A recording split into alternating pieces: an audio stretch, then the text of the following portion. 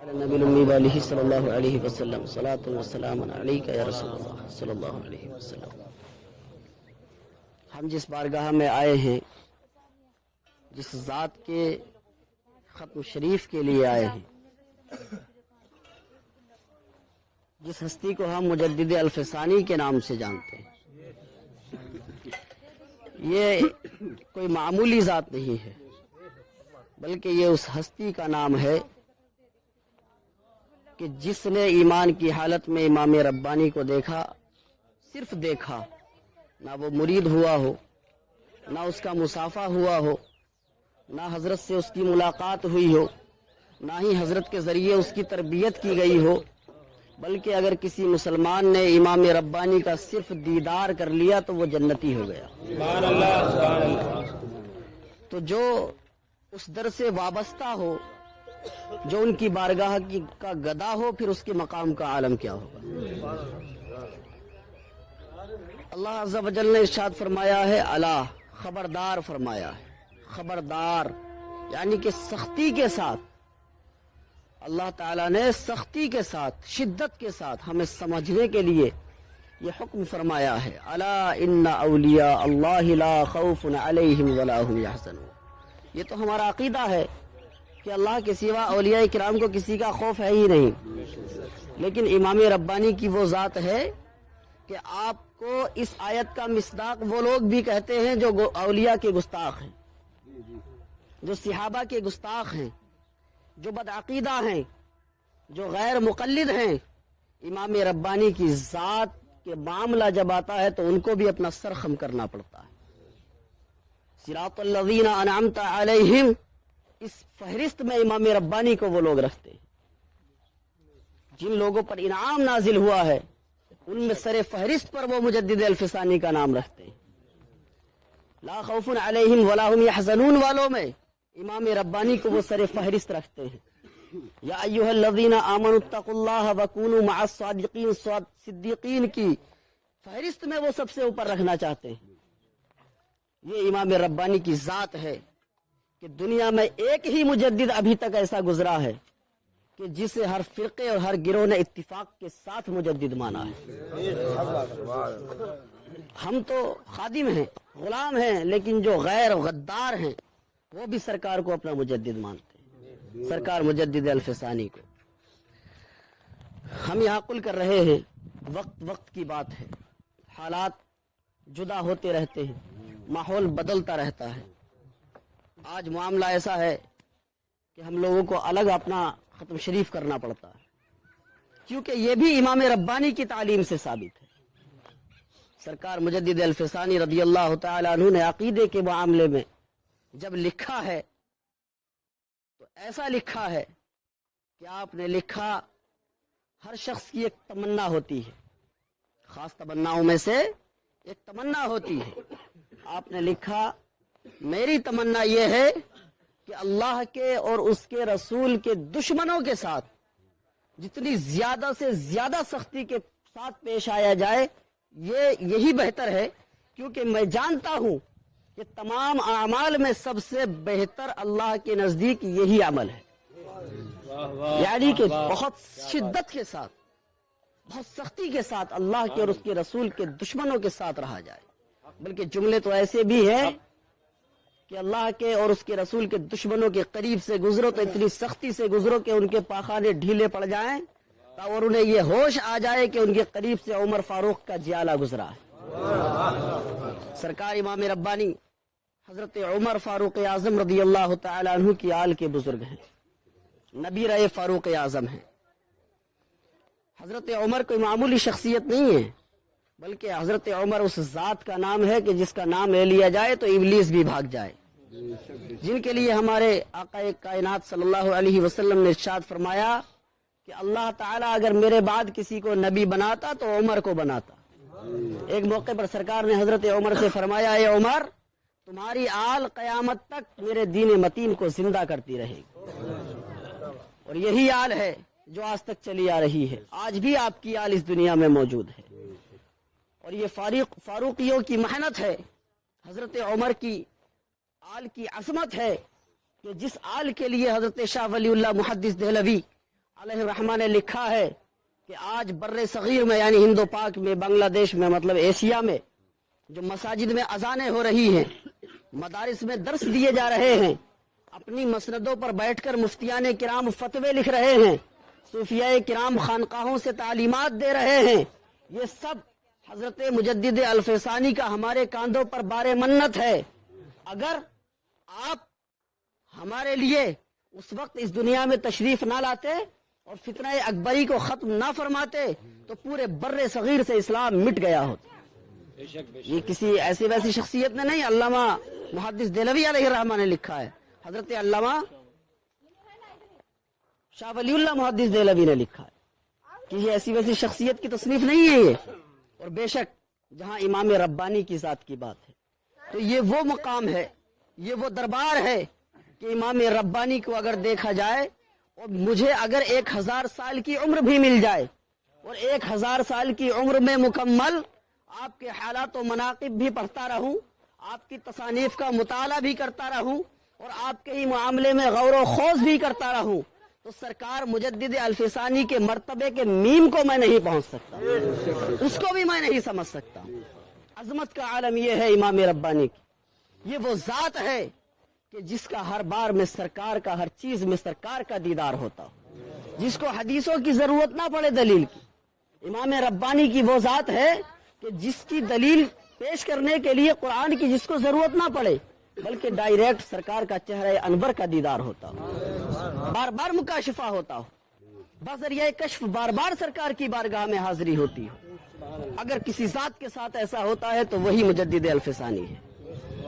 आप वालिद की जानिब से नसब के एतबार से फारूकी है और हजरत अब्दुल्ला इब्न उमर के घर में हजरत इमाम हसन की शहजादी थी, उधर से आपका नसब चला है तो हजरत अब्दुल्ला की जौजा की निस्बत से आप हसनी है और हजरत इमाम हसन से निस्बत का ताल्लुक इससे भी अंदाजा लगाया जा सकता है कि वही हजरत का तारीख वफात और वही हजरत इमाम हसन का यौम शहादत। अल्लाह अकबर। देखिए हम लोग यहाँ पर हाजिर हैं, सरकार ने इमाम रब्बानी ने बुलाया है। सरकार इमाम रब्बानी की वो जात है, उम्मत मुहम्मदिया के वो वली हैं कि जिस वली कामिल का जिक्र अल्लाह ने तौरात में फरमाया, जो किताब हजरत मूसा अलैहिस्सलाम पर नाजिल हुई उसमें अल्लाह तबारक व तआला ने आपका जिक्र फरमाया है। आपके जमाने में एक काफिर आपकी बारगाह में हाजिर हुआ और आने के बाद उसने तौबा की, मुशर्रफ बा इस्लाम हुआ, कलमा पढ़ा। लोगों ने पूछा कि तुम मुसलमान क्यों हुए? उसने कहा मैंने तौरात में पढ़ा था कि उम्मत मुहम्मदिया में शेख अहमद नाम का एक बुजुर्ग आएगा, उसके हालात, उसके मामलात ऐसे ऐसे होंगे। मैंने जब हजरत मुजद्दिद साहब को देखा, आपका नाम भी शेख अहमद है और जितनी निशानियां उसमें बताई गई हैं वो सारी आप में पाई जाती हैं, इसलिए मैं मुसलमान हुआ। ये जात है मुजद्दिद अल्फसानी की। सय्यदना सरकार गौस आजम सुल्तानुल औलिया मुहिउद्दीन जिलानी शेख सय्यदना अब्दुल कादिर रदियल्लाहु तआला अन्हु एक दिन जब मुराकबे में बैठे और आपने आलमीन का मुशाहिदा फरमाया, तमाम जहानों को जब नजर कशफी से देखा तो आपको तमाम आलमों में एक नूर नजर आया, बड़ा अजीब नूर, और सारे के सारे आलम, सारी दुनियाएं उस नूर से रोशन हो गई। आप रब की बारगाह में अर्ज गुजार हुए, या मालिकुल मलूक, ये नूर कैसा है, किसका नूर है ये? अल्लाह तबारक व तआला की तरफ से इल्हाम हुआ, अब्दुल कादिर ये नूर मेरे नबी की उम्मत में अहमद नाम का एक वली आएगा उसका है, और उससे कबल के और उससे बाद के तमाम औलिया के चेहरे उसके नूर से मुनव्वर हो जाएंगे। ये मकाम है इमाम रब्बानी का, ये मकाम है मुजद्दिद अल्फसानी का। सरकार इमाम रब्बानी ने जिस तरफ को कदम रखा है या जिस तरफ को नजर की है, जिस तरफ को आपका कलम चला है, बातिल को छोड़ा ही नहीं है, बिल्कुल सफाई हस्ती से मिटा कर रख दिया।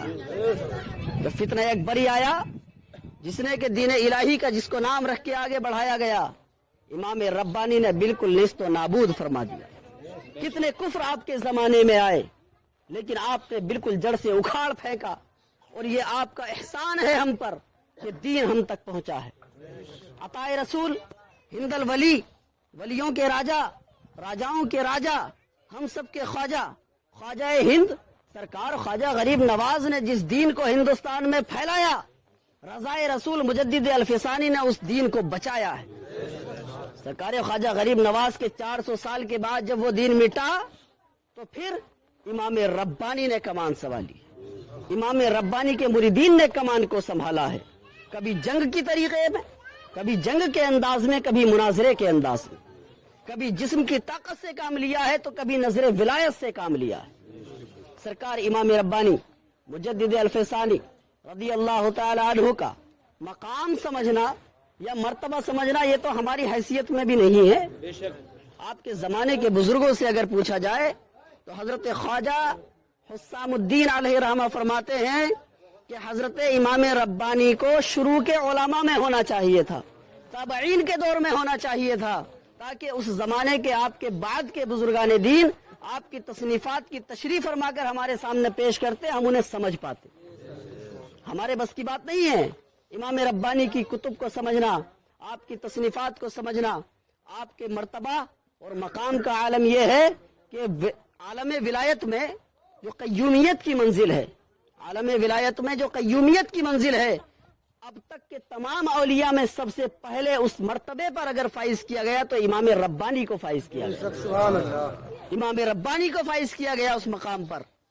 اور آپ نے دیکھا ہوگا تمام مریدین، یہاں تک کہ اولیاء جو بھی مرید ہوتے ہیں سب اپنے پیر کے پاس چل کر جاتے ہیں، لیکن جب امام ربانی کے باعث ہونے کا وقت آیا، آپ کے مرید ہونے کا وقت آیا تو ایک دو نہیں یا دو چار نہیں بلکہ تمام اولیاء دنیا خود چل کر سرہند شریف تشریف لائے، اور اتنا ہی نہیں بلکہ سرکار کے صحابہ و خلفاء بھی تشریف لائے، اتنا ہی نہیں بلکہ انبیاء کرام بھی تشریف لائے، اور اتنا ہی نہیں ہوا بلکہ سرکار نبی اعظم صلی اللہ علیہ وسلم تشریف لائے، تب جا کر وہ فیصلہ ہوا۔ واقعہ تکبیر، نعرہ تکبیر، نعرہ رسالت، نعرہ رسالت، مولانا محمد اشرف صاحب، نعرہ تکبیر۔ واقعہ اس طرح ہے کہ سیدی سرکار غوث اعظم رضی اللہ تعالی عنہ نے اپنا خرقہ مبارک اپنی آل کو دیا اور حکم فرمایا کہ اس کو آگے بڑھاتے رہیں۔ ملک ہند میں، شہر سرہند میں شیخ احمد نام کا ایک شخص پیدا ہوگا جو میرا نائب اکمل ہوگا، وہاں تک میرا یہ خرقہ پہنچنا ہے۔ کس کا خرقہ تھا؟ غوث اعظم کا۔ وہ خرقہ چلتا رہا، آگے بڑھتا رہا، ہندوستان میں آیا حضرت شاہ کمال کیتھلی کے پاس۔ کس کے پاس آیا؟ حضرت شاہ کمال کیتھلی کے پاس۔ آپ نے اپنے شہزادے کو نصیحت فرما دی کہ ایک زمانے میں ایک شیخ احمد نام کے بزرگ آئیں گے، ان تک یہ خرقہ پہنچنا ہے، یہ غوث اعظم کا لباس پہنچنا ہے۔ آپ کے بیٹے بھی اس دنیا سے چلے گئے، وہ اپنے بیٹوں کو دے گئے، یعنی حضرت شاہ کمال کیتھلی کے پوتے کو دے گئے۔ اتنے میں اسی زمانے میں سرکار مجدد الفسانی ہند میں پیدا ہو گئے۔ اللہ اکبر۔ وہ وقت آیا، آپ کے پوتے کو تو معلوم ہو گیا شاہ کمال کیتھلی کے، لیکن دل کرتا تھا کہ خاندان کی پراپرٹی ہے، آخر کیسے پہنچاؤں ان کے پاس؟ وہ جو خرقہ تھا کہ ہمارے تو خاندان کی میراث سے میرے دادا کو ملی ہے، میں ان تک کیسے پہنچاؤں؟ کہ کیا تھا، شاہ کمال کیتھلی علیہ رحمہ خواب میں تشریف لائے اور کہا کہ وہ خرقہ شیخ احمد کو پہنچا دو، وہ سرہند شریف میں ہیں، وہ اس کے انتظار میں ہیں۔ لیکن پوتے نے پھر بھی نہ پہنچایا تو سرکار غوث اعظم خواب میں تشریف لائے اور سختی کے ساتھ ڈانٹ کے فرمایا کہ وہ خرقہ پہنچ جانا چاہیے۔ ادھر سے حضرت شاہ کمال کیتھلی کے پوتے اس خرقے کو لے کر آئے۔ امام ربانی اپنی خانقاہ میں بیٹھے ہوئے ہیں، اپنے مریدوں کے حلقے میں ہیں کہ ادھر سے شاہ کمال کیتھلی کے جو پوتے تھے وہ گیٹ کے دروازے کے اندر داخل ہوئے اور امام ربانی وہیں سے کھڑے ہو گئے۔ آپ نے فرمایا لاؤ ہماری امانت دو۔ سرکار مجدد الفسانی نے اس خرقے کو جب پہنا اور پہننے کے بعد آپ تنہائی میں چلے گئے، آپ دیکھتے ہیں کہ سلسلہ قادریہ کے تمام بزرگ وہاں ماں غوث اعظم تشریف لے آئے اور آپ کی تربیت فرمانے لگے۔ تبھی امام ربانی لکھتے ہیں کہ میرے دل میں یہ خیال آیا کہ میری تربیت تو سلسلہ نقشبندیہ کے ذریعے ہوئی ہے، پھر یہ ایسا کیوں ہو رہا ہے؟ آپ لکھتے ہیں کہ اتنے میں ہی سلسلہ نقشبندیہ کے تمام بزرگان دین تشریف لے آئے، جن میں حضرت بہاؤالدین نقشبند بھی ہیں۔ بس دیکھتے ہی دیکھتے سلسلہ سہروردیہ کے بھی تمام بزرگ آ گئے۔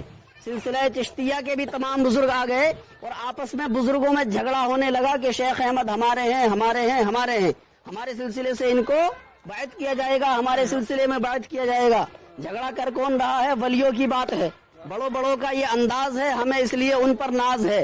ये अंदाज उनका बेमिसाल है, क्योंकि वो जरिया तो हमारी बख्शिश का बन रहा है, चाहे वो कुछ भी करें, लेकिन उनके हर अंदाज में जरिया हमारी बख्शिश का होता है। तो ये बुजुर्गों का मामला है, इख्तिलाफ बढ़ता जा रहा है। नक्शबंदी कह रहे हैं कि शेख अहमद हमारे हैं, कादरी कह रहे हैं शेख अहमद हमारे हैं, चिश्ती कह रहे हैं कि शेख अहमद हमारे हैं, सोहरवर्दी कह रहे हैं कि शेख अहमद हमारे हैं। जैसे ही झगड़े ने थोड़ा तूल पकड़ा कि इतने में ही आका करीम सल्लल्लाहु तआला अलैहि वसल्लम तमाम अंबियाए किराम अलैहिमुस्सलातु व तस्लीम और अपने खुलफा व सहाबा के साथ तशरीफ ले आए। सरकार इमाम रब्बानी ने लिखा है कि शहर सरहिंद के सारे सहरा, सारे खेत खलियान, सारे रास्ते औलियाए किराम से भर गए। और सरकार वहां जब तशरीफ लाए, आका सल्लल्लाहु तआला अलैहि वसल्लम ने फरमाया सरकार मुजद्दिद अल्फसानी के ताल्लुक से कि शेख अहमद हमारे हैं, और जब हमारे हैं तो फिर सबके हैं। इनकी तरबियत सबसे ज्यादा सिलसिला नक्शबंदिया के जरिए हुई है। शेख अहमद को सबसे ज्यादा फैज सिलसिला नक्शबंदिया के जरिए मिला है, और ये इनसे जो सिलसिलों में फैज मिलेगा वो भी सिलसिला नक्शबंदिया को सबसे ज्यादा मिलेगा। लेकिन ये चारों सिलसिलों से बायत होंगे, चारों सिलसिलों से इनको फैज मिलेगा और चारों सिलसिलों को ये फैज पहुंचाएंगे। सरकार नबी आज़म सल्लल्लाहु अलैहि वसल्लम ने ये फैसला फरमाया, सब मुतमईन हो गए और तमाम औलिया तशरीफ ले गए, तमाम औलिया उम्मत वापस तशरीफ ले गए। इस अंदाज में जब आपके बैत होने का वक्त आया तो फिर नौबत ये थी। इसी से अंदाजा लगा सकते हैं कि इमाम रब्बानी की अजमत का आलम क्या होगा। आप कुछ वजूहात की वजह से, कुछ रुकावटों की वजह से, क्योंकि आपकी बारगाह में 2, 4 या 10, 5 लोग नहीं रहते थे, बल्कि पूरी दुनिया के उलमा और औलिया का जम्मे गफीर रहता था। आपकी बड़ी करामत ये थी, आज का दौर नहीं था, वो पैदल के सफर थे, कच्चे रास्ते थे, आज जैसे इंतजामात नहीं थे, लेकिन उस जमाने में आपका आलम ये था कि खाली हिंदुस्तान ही नहीं बल्कि पूरी दुनिया के हर मुल्क में कोई शहर ऐसा नहीं था जिसमें मुजद्दिद अल्फसानी के मुरीद ना हो। और इससे बड़ी करामत ये थी कि आपका कोई मुरीद ऐसा ना था जिसके पास आपका खत ना पहुंचा हो। तो तमाम दूर दराज से चलकर औलियाए उम्मत आपकी बारगाह में तशरीफ लाकर आपसे तरबियत हासिल करते थे, राह सुलूक इख्तियार करते थे, विलायत की मंजिलों को तय करते थे। बड़े बड़े औलिया फकीर बनकर, गदा बनकर आपकी बारगाह में हाजिर होते थे। और यहाँ तक लिखा है आपके ताल्लुक से कि जब तमाम बड़े बड़े औलिया आपकी बारगाह में, खानकाह में तशरीफ फरमा होते थे और मुजद्दिद अल्फसानी अपने मकान से निकलकर जब मेहमान खाने की तरफ आते थे तो वो तमाम बड़े बड़े औलिया किराम दोनों तरफ रास्ता छोड़कर ऐसे अदब के साथ खड़े हो जाया करते थे कि देखने में ऐसा लगता था जैसे कि दीवार पर कोई नक्श चिपका हुआ है, जो ना हिल सकता है ना कोई जुम्बिश कर सकता। औलिया किराम ऐसा आपका अदब फरमाते थे। और बेसाख्ता औलिया किराम की जबान से आपके चेहरे को देखकर निकल जाता था नूर के बादल जो आपके रुखसार पर छाए रहते थे। आपकी जबीन नाज से जो नूर की शुआएं निकलती थी, उन्हें देखकर औलिया किराम बेसाख्ता पुकार दिया करते थे कि ये कोई इंसान नहीं बल्कि ये कोई बड़ा फरिश्ता है। ये आलम था नूर का आपके, ये आलम है मुजद्दिद अल्फसानी की अजमत का। लेकिन अमल भी तो ऐसा ही था, हमारी तरह थोड़ी है। जरा से पीर साहब बन गए तो आजकल तो यह है करामतें शुरू, और तमाम सच्ची तो तमाम झूठी, सच्ची तो बहुत कम, झूठी बहुत ज्यादा, और पता नहीं कैसी कैसी कि जिन्हें अक्ल भी तस्लीम ना कर सके, शरीयत भी ना मान सके, ऐसी ऐसी करामतें हमारे सामने आती हैं। अरे करामतों को देखते हो, तख्वों को देखो, तख्वों को, तसल्लुब फिद्दीन को देखो, मुत्तकी कितना है ये देखो, शरीयत वाला कितना है ये देखो, तसव्वुफ कितना है। आजकल तो ऐसे लोग भी हैं जो अपने आप को सूफी कहला रहे हैं, तसव्वुफ की बुनियादों का ही पता नहीं है उन्हें, तसव्वुफ है क्या इस बात का इल्म ही नहीं है उन्हें। खाली अपने जाहिर के बनाव सिंगार से सूफी बना लिया, इससे कोई सूफी नहीं बनेगा। जाहिर कैसे ही भी हो, बातिन में सूफियत होनी चाहिए, तब इंसान सूफी बनता है। हमारे बुजुर्गों की क्या तालीम है, हम करामतें ढूंढते फिरते हैं। बानिया सिलसिले नक्शबंद इमाम तरीक سرکار خواجہ بہاؤالدین نقشبند رضی اللہ تعالیٰ عنہ، آپ سے ایک شخص نے پوچھا حضرت آپ کی کوئی کرامت ہے؟ آپ کا جواب سنیے، کوئی معمولی شخصیت نہیں ہے، سلسلے کے بانی ہیں، امام الطریق ہیں، لیکن آپ فرماتے ہیں کہ میں اتنا گناہ کار، اتنا خطا کار، اتنا بدکار انسان ہوں، اور اتنا بدعمل ہونے کے باوجود میں زمین پر چل رہا ہوں، ابھی تک مجھے زمین نے اپنے اندر دھسایا نہیں ہے، اس سے بڑی اور کیا کرامت ہوگی؟ اللہ اکبر۔ اور آج کل کے ذرا سے صوفی جی بن گئے اور تعریفوں کے پلندے اس سے زیادہ ان کے سر پہ بندھ گئے۔ عجیب و غریب حال ہے، ہم کرامتیں ڈھونڈتے ہیں۔ ارے امام ربانی کی زندگی کا اگر ہم مطالعہ کریں، عمل کرو، عمل، اپنے رتبے مت بڑھاؤ، اپنے مرتبے بلند مت کرو، بلکہ عمل کی ضرورت ہے۔ جب تم عمل کرو گے تو تمہارا رتبہ تو خود بخود بلند ہوتا چلا جائے گا۔ کام کرو، دنیا خود دیکھ لے گی، پھر دکھانے کی ضرورت نہیں ہے۔ دکھاتے وہی لوگ ہیں جو کچھ کرتے نہیں ہیں، اور جو کچھ کرتے ہیں انہیں دکھانے کی ضرورت ہی نہیں ہوتی، کیونکہ دنیا خود دیکھتی ہے، ان کو دنیا خود دیکھتی ہے۔ اس دنیا کے چکر میں مت پڑو، اللہ کی رضا کو دیکھو، امام ربانی کی تعلیمات کو دیکھو کہ آپ کا عمل میں کتنی شدت سے آپ کا زور عمل پر تھا کہ ایک مرتبہ نماز عصر پڑھا کر مسجد سے نکلے سرکار مجدد الفسانی۔ اندازہ لگا سکتے ہیں آپ کہ چھوٹی سی سنت پر عمل کا جب یہ عالم تھا تو دیگر اعمال کا حال کیا ہوگا۔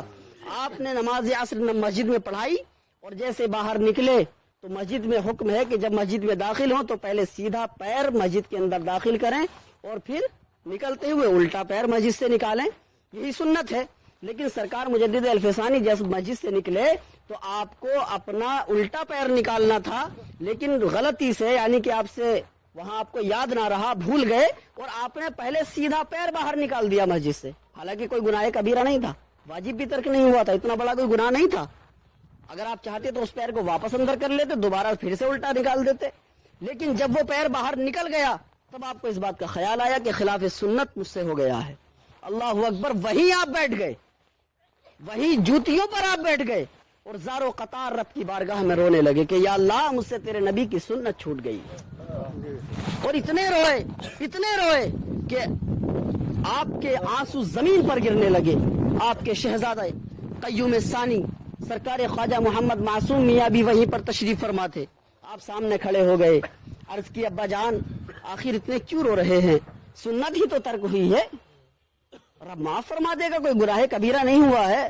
تو آپ نے فرمایا بیٹے یہ تو میں بھی جانتا ہوں کہ سنت ترک ہوئی ہے، لیکن دنیا مجھے پیر کہتی ہے، دنیا مجھے پیر کہتی ہے، اس لیے میں رو رہا ہوں کہ جسے دنیا پیر کہے وہ سنت ترک کرے۔ یہ مجھ سے کیا ہو گیا؟ بس اتنے میں ہی دیکھا کہ سرکار سامنے تشریف فرما ہے، امام ربانی کو مکاشفہ ہوتا ہے، آقا کریم صلی اللہ علیہ وسلم سامنے ہیں۔ آقا نے فرمایا احمد تمہیں میری سنت کی اتنی فکر ہے، اتنی شدت پر عمل کرتے ہو، تم بے فکر ہو جاؤ، میں نے تمہیں بخش دیا ہے، رب سے بخشوا دیا ہے۔ اور اے احمد اتنا ہی نہیں ہے بلکہ قیامت تک جتنے لوگ تم سے منسوب ہو جائیں گے میں سب کی شفاعت کا ضامن ہوں۔ سرکار فرماتے ہیں شیخ احمد قیامت تک جتنے لوگ تم سے منسوب ہو جائیں گے، تم سے نسبتیں اختیار کر لیں گے، تمہارے سلسلے سے جڑ جائیں گے، سب کی شفاعت کی ضمانت دیتا ہوں۔ یہ ہے امام ربانی کا عمل اور یہ ہے ان کا مقام و مرتبہ۔ آخر ہم ہیں کس دنیا میں؟ ہم سوچتے کیا ہیں؟ ہم اپنے اماموں کو تو دیکھیں کہ جب بات عقیدے کی آئی، جب بات آپ نے کیا لکھا وہ تو بڑی لمبی تشریح ہے، لیکن ایک شخص نے آپ سے پوچھا سرکار سے کے تعلق سے کہ عالم غیب ہیں یا نہیں، آپ غیب کا علم رکھتے ہیں یا نہیں رکھتے ہیں؟ تو آپ نے فرمایا ارے غیب مصطفیٰ جان رحمت میں ڈھونڈ رہا ہے، غیب نبی پاک میں ڈھونڈ رہا ہے، غیب تو تیرے اندر خود پوشیدہ ہے۔ مرید بولے حضرت میرے اندر غیب؟ آپ نے فرمایا ہاں تیرے اندر غیب ہے، تیرے اندر جو گناہوں کا گندگیوں کا زنگ تیرے دل میں لگ گیا ہے، جو غلاظت تیرے اندر بھر گئی ہے، جو نجاست تیرے سینے میں جمع ہو گئی ہے، تو اسے دور کر لے، خود بخود تجھے سب کچھ مشاہدہ ہو جائے گا، سب کچھ تجھے خود دکھ جائے گا۔ تو امام ربانی کا جب اپنے مرید کے تعلق سے یہ عقیدہ ہے تو سرکار کے علم غیب کے تعلق سے کیا عقیدے کا عالم ہو۔ نظر و نیاز کا معاملہ آیا، آپ فرماتے ہیں میری شروعی زندگی سے نیاز کرنا میرا پسندیدہ عمل ہے، نیاز کرنا میرا پسندیدہ عمل ہے۔ اس پر آپ نے یہ آگے لکھا ہے کہ میں فاتحہ پڑھتا تھا، سرکار کو، آپ کے اہل خانہ کو، ازواج مطہرات کو، سب کو ایصال ثواب کرتا تھا، لیکن جب میں نے ایک دن فاتحہ پڑھی تو میں نے نام تو سب کا لے دیا، لیکن حضرت عائشہ کے نام لینا آپ بھول گئے، حضرت عائشہ کا نام نہیں لیا۔ آپ فرماتے ہیں کہ پھر میں نے دیکھا کہ سرکار سامنے تشریف فرما ہے۔ ابھی میں نے کہا تھا نا کہ بات بات میں جسے دلیل حدیث کی نہیں بلکہ نبی پاک کے چہرے کو دیکھ کر جس کی دلیل بنتی ہے وہ ذات امام ربانی کی ہے۔ حضرت مجدد الفسانی فرماتے ہیں کہ سرکار کے رخ زیبا کو دیکھا، سرکار نے اپنا چہرہ انور ایک طرف کر لیا۔ آپ لکھتے ہیں کہ میں خوف زدہ ہوا کہ سرکار کیا بات ہے، آج آپ نے اپنا چہرہ میری طرف سے کیوں ہٹا لیا؟ تو آقا فرماتے ہیں احمد جو کھانا عائشہ کے گھر نہ پہنچے میں بھی اسے قبول نہیں کرتا ہوں۔ آپ سمجھ گئے فوراً۔ آپ فرماتے ہیں کہ اس کے بعد سے جب بھی میں نے فاتحہ پڑھی سب ازواج مطہرات کا نام لیا، لیکن حضرت عائشہ کا خاص طریقے سے لیتا ہوں، مخصوص طریقے سے آپ کا نام لیتا ہوں۔ اللہ اکبر۔ آگے سرکار امام ربانی مجدد الفسانی کی عظمت کو کون کیا سمجھ سکتا ہے، کون کیا بیان کر سکتا ہے؟ ہماری تو کوئی اوقات ہی نہیں ہے۔ آپ کے پیر و مرشد جو خود آپ کے پیر ہیں حضرت خواجہ محمد باقی باللہ رضی اللہ تعالیٰ عنہ، آپ نے فرمایا ہے کہ شیخ احمد جیسے وہ سورج ہیں کہ جس کی روشنی میں ہم جیسے لاکھوں ستارے پل رہے۔ اللہ اکبر۔ کون کہہ رہا ہے؟ آپ کے پیر کہہ رہے ہیں یہ بات کہ شیخ احمد وہ سورج ہیں کہ جس کی روشنی میں ہم جیسے لاکھوں ستارے پل رہے۔ اللہ اکبر۔ آپ کے پیر و مرشد کا یہ عالم کہ آپ جب دہلی تشریف لے گئے تو قلعہ فیروزی پر خود لینے کے لیے آئے خواجہ باقی باللہ، اور مجدد صاحب کے سامنے اپنے مریدوں کی فہرست میں بیٹھے، نہ کہ آپ کے قرب میں، اور اپنی جگہ پر مجدد پاک کو بٹھایا۔ اور جب مجدد صاحب کے سامنے سے آپ کے پیر و مرشد اٹھ کر جاتے تھے تو کبھی بھی پیٹ کر کے نہیں جاتے تھے بلکہ الٹے پیر چل کر جاتے تھے۔ یہ عظمت کہ خود پیر جس اپنے مرید کا اتنا ادب کر رہا ہو تو اس کے مقام کو بھلا کون سمجھ سکتا ہے، اس کی عظمت کو کون سمجھ سکتا ہے؟ سرکار مجدد الفسانی کی سب سے آخری مکتوب شریف کے بھی سب سے آخر میں لکھا ہوا ہے کہ ایک دفعہ سرکار غوث اعظم بذریعہ کشف آپ کے پاس تشریف لائے، اور سرکار غوث اعظم تشریح بیان کر رہا ہوں مفہوم میں، تو سرکار غوث اعظم نے سرکار مجدد الفسانی سے فرمایا کہ شیخ احمد ہمارا ایک شعر ہے، لوگ اس کا مطلب نہیں سمجھ رہے ہیں، آپ سمجھا دو۔ لوگوں سے مطلب تھا اولیاء۔ ہماری کیا اوقات ہے کہ ہم ان کا مطلب نہ سمجھیں یا سمجھیں؟ یہ اولیاء کے تعلق سے تھا۔ سرکار غوث اعظم نے فرمایا کہ لوگ ہمارے شعر کا مطلب نہیں سمجھ پا رہے ہیں۔ سرکار مجدد الفسانی نے اپنے شہزادے حضرت خواجہ محمد معصوم میاں کو بلایا، سرکار غوث اعظم نے شعر پڑھ کر سنایا، مجدد صاحب نے فرمایا لکھو۔ خواجہ معصوم میاں نے اس شعر کو لکھا، بعد میں مجدد پاک نے اس کا ترجمہ بیان فرمایا، پھر تشریح بیان فرمائی۔ تو تشریح میں یہ آیا کہ سرکار صلی اللہ تعالی علیہ وسلم سے جو اولیاء کو فیض ملتا ہے وہ حضرت علی، پھر آپ کے ذریعے حضرت فاطمہ سے ہوتا ہوا امام حسن و حسین، پھر ایسے ہی امام جعفر صادق، موسیٰ کاظم، امام علی رضا، یعنی کہ 11 ائمہ جو ایسے ہیں کہ جو سرکار کے فیض کو تقسیم کرتے ہیں۔ سرکار غوث اعظم تک وہ فیض پہنچا، اور اس شعر کی تشریح اس طرح تھی کہ وہ فیض حضرت آدم علیہ السلام کے زمانے سے لے کر قرب قیامت تک کے تمام اولیاء میں غوث اعظم تقسیم فرماتے ہیں۔ یہ اس کی تشریح تھی۔ یہاں پر حضرت مجدد الفسانی نے سرکار غوث پاک سے سوال کیا اور کسی پہلی ملاقات کی یاد دلوائی، اور مجدد صاحب نے فرمایا کہ آپ نے ایک موقع پر یہ کہا تھا کہ تم سے فیض ملتا ہے ولیوں کو، اور یہاں پر آپ کہہ رہے ہیں کہ مجھ سے ملتا ہے، بات کیا ہے؟ تو دو باتیں کیسی ہیں؟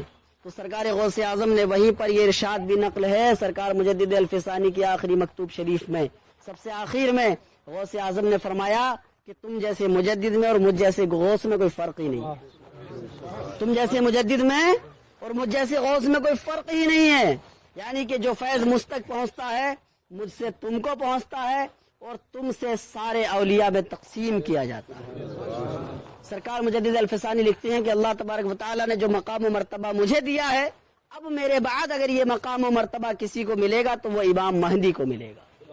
اس مرتبے کا بزرگ اب اگر کوئی دنیا میں آئے گا جو امام ربانی کا مرتبہ ہے تو وہ صرف امام مہدی ہے، امام مہدی۔ اور آپ کے ہی زمانے کے بدخشاں کے ایک ولی کامل نے لکھا ہے کہ سرکار مجدد الفسانی کی ذات کو اور آپ کے حقائق کو جب میں نے دیکھا اور میں نے آپ کی بارگاہ میں استغاثہ کیا، آپ سے مدد مانگی اور فیض لینے کی کوشش کی، اور مجھے تھوڑا فیض ملا، اور جب میں نے اس فیض کی روشنی کا مظاہرہ کیا تو میں یہ کہنے پر مجبور ہو رہا ہوں کہ حضرت بایزید بستامی بھی اگر اس زمانے میں ہوتے تو مجدد الفسانی کی خدمت فرماتے، جبکہ حضرت بایزید بستامی کا مقام اولیاء میں بزرگان دین فرماتے ہیں ایسا ہے جیسے فرشتوں میں جبرائیل کا، لیکن وہ بزرگ فرما رہے ہیں کہ اگر مجدد الفسانی کے زمانے میں حضرت بایزید بستامی ہوتے تو مجدد الفسانی کے خادم ہوتے۔ اللہ اکبر۔ اور خود حضرت بہاؤالدین نقشبند جو سلسلہ نقشبندیہ کے بانی ہیں، آپ نے سرکار مجدد الفسانی کے ایک مرید کو بذریعہ کشف یہ فرمایا کہ یہ بات بالکل حق ہے کہ اگر میں مجدد الفسانی کے زمانے میں ہوتا تو شیخ احمد کا میں خدمت گزار ہوتا۔ یہ مقام ہے مجدد الفسانی کا، یہ مقام ہے امام ربانی کا۔ آقا کریم صلی اللہ علیہ وسلم نے ارشاد فرمایا کہ میری امت میں ایک ولی پیدا ہوگا جو علماء کی دو جماعتوں کے بیچ میں ایک مسئلے پر صلہ بنے گا۔ اس حدیث کے مصداق بنے مجدد الفسانی۔ آپ نے خود لکھا ہے کہ اللہ کا شکر ہے کہ اس نے وہ صلہ مجھے بنایا ہے۔ اور ایک واقعہ جو میں بار بار آپ کے ذکر میں ہر جگہ جہاں بھی آپ کا ذکر ہوتا ہے بیان کرتا ہوں کیونکہ ہے ہی اتنا انمول۔ حضرت خواجہ حسام الدین علیہ الرحمہ نے لکھا ہے کہ میں ایک بار سویا ہوا تھا، میں نے خواب میں دیکھا کہ مسجد نبوی شریف کا ممبر ہے، آقا صلی اللہ علیہ وسلم ممبر پر جلوہ بار ہیں، صحابہ کرام کی صفیں بندھی ہوئی ہیں اور آقا وہاں خطبہ دے رہے ہیں اور اپنے خطبے میں مجدد الفسانی کی تعریف فرما رہے ہیں، اور اتنا قیمتی جملہ ادا فرمایا، اتنی قیمتی بات ہے کہ سرکار صلی اللہ علیہ وسلم نے فرمایا میں نازا ہوں۔ اللہ اکبر۔ اللہ کے نبی جس پر ناز کرے، اللہ تو خود محمد مصطفیٰ پر ناز کرتا ہے، اور محمد مصطفیٰ جس پر ناز کر لے تو پھر یہ کب ہو سکتا ہے کہ اس ذات کے غلام دوزخ میں چلے جائیں؟ نہیں ہو سکتا ہے۔ تو اللہ تعالیٰ کے نبی صلی اللہ تعالیٰ علیہ وسلم نے ارشاد فرمایا میں نازا ہوں اس بات پر کہ شیخ احمد جیسا بزرگ میری امت میں پیدا ہوا۔ اللہ اکبر۔ یہ اللہ کے نبی کا فرمان ہے۔ اور امام ربانی کی جب نظر اٹھتی ہے اپنے غلاموں کی طرف تو پکار اٹھتے ہیں کہ قیامت تک میرے واسطے سے میرے سلسلے میں جتنے بھی لوگ داخل ہوں گے میں سب کے چہروں کو دیکھ رہا ہوں۔ آپ فرماتے میں سب کے نام بھی بتا سکتا ہوں۔ نعرہ تکبیر، نعرہ رسالت، نعرہ رسالت، مولانا محمد اشرف صاحب، نعرہ تکبیر، سلسلہ نقشبندی زندہ باد۔ مجدد الفسانی فرماتے ہیں کہ قیامت تک جتنے بھی لوگ میرے سلسلے میں میرے واسطے سے داخل ہوں گے میں سب کے چہروں کو دیکھ رہا ہوں، سب کے نام بھی بتا سکتا ہوں اور سب کے مسکن کو بھی جانتا ہوں، یعنی کون کہاں رہے گا اس بستی کو بھی میں پہچانتا ہوں۔ اور آپ نے فرمایا جتنے بھی لوگ قیامت تک میرے ذریعے یعنی میرے واسطے سے میرے سلسلے میں داخل ہوں گے سب کی شفاعت کا ضامن میں۔ لیکن مجدد الفسانی کی رضا حاصل کرنے کے لیے ان کی تعلیمات کو اپنانا ضروری ہے، ان کے طرائق کو اپنانا ضروری ہے، ان کے جو ہمارے لیے ہدایات ہیں، ان کے ارشادات ہیں، ان کے اقوال ہیں، اس پر ہمیں عمل کرنا ضروری ہے، تبھی تو ہم فیضیاب ہو پائیں گے۔ خالی نام سے کام نہیں چلے گا کہ ہم مجددی ہیں، مجددی نعرہ لگانے سے کچھ نہیں ہوتا ہے، جو بھی ہوتا ہے کام کرنے سے ہوتا ہے، عمل کرنے سے بات بنتی ہے، نہ کہ صرف عمل کو دیکھنے سے بات بنتی ہے۔ عمل کا ذکر کرنے سے عمل نہیں ہوتا بلکہ عمل پر عمل کرنے سے عمل ہوتا ہے۔ اس لیے یہی بارگاہ ہے، یہی فیض ہے کہ جو ہمارے پیر و مرشد کے ذریعے اور پھر دیگر بزرگوں کے ذریعے چلتا ہوا آیا، ہمیں اس بارگاہ تک لایا، اور یہی بارگاہ کا وہ مقام ہے کہ یہی بارگاہ ہمیں رسول پاک کی بارگاہ میں مقبول کرائے گی، اور رسول پاک کی بارگاہ سے انشاءاللہ رب کی بارگاہ میں بھی ہماری مقبولیت ہوگی۔ لیکن اس کے لیے ضروری ہے کہ جو سرکار امام ربانی کی تعلیمات ہیں وہ ہمارے اندر ہونی چاہیے، آپ کی سچی محبت، سچا عشق ہمارے اندر ہونا چاہیے، تبھی یہ کامیابی و کامرانی ہے، ورنہ اگر اس راستے سے بھٹکے تو معاملہ خراب ہے، کیونکہ امام ربانی کی وہ ذات پاک ہے کہ ہم تو اپنے ہیں۔ آپ نے تو یہ فرمایا ہے کہ قیامت تک پورے بر صغیر میں دین کی احیا کے لیے جتنا بھی کام کیا جائے گا، چاہے اجتماعی طور پر کیا جائے یا انفرادی طور پر کیا جائے، یعنی کہ تنظیمیں جماعتیں بن کر دین کے لیے کوئی کام کریں، یا کہ ایک ایک شخص دین کی خدمت کو انجام دے، کوئی ولی کی شکل میں، کوئی عالم کی شکل میں، کوئی علم کی شکل میں، کسی بھی طرح سے کوئی اگر اجتماعی طور پر یا انفرادی طور پر قیامت تک 2-4 سال کی بات نہیں ہے، قیامت تک جو بھی دین کی احیا کے لیے کام کرے گا اسے فیض پورے بر صغیر میں میرے واسطے سے ملے گا۔ تو ہم تو براہ راست فیض پانے والے ہیں، ہم تو خود آپ کے سلسلے سے ہیں۔ تو ہمیں یہ سمجھنا چاہیے امام ربانی وہ سورج ہیں، کوئی آپ کو پہچانے یا نہ پہچانے، کوئی آپ کو یاد کرے یا نہ کرے، لیکن جیسے سورج نکلتا ہے دن میں تو وہ سب کے گھر میں روشنی کرتا ہے، ایک کے گھر میں کسی کے لیے نہیں کرتا ہے، ایک کی بستی میں نہیں کرتا ہے۔ جب سورج نکلتا ہے تو سب میں روشنی کرتا ہے۔ اسی طریقے سے امام ربانی بھی ایک ایسے سورج ہیں کہ وہ ولایت کا وہ سورج ہے کہ جس کا فیض کوئی آپ کو جانے یا نہ جانے لیکن ہر شخص کو پہنچتا ہے۔ لہذا ضروری ہے کہ ہم آپ کی تعلیمات کو اپنائیں، آپ کے طور طریقوں کو سمجھیں، آپ سے سچی محبت کریں۔ وما علینا الا البلاغ۔ اب ختم شریف ہوگا، آپ حضرات بالکل ادب کے ساتھ بالکل دو زانو ہو کر بیٹھ جائیے، نیک دعائیں اچھی نیت دل میں رکھیے، یہ ختم مجددی ہے، آپ دعا دل سے مانگیے، انشاءاللہ تعالی جائز مرادیں قبول ہوں گی۔ وما علینا الا البلاغ۔ السلام علیکم۔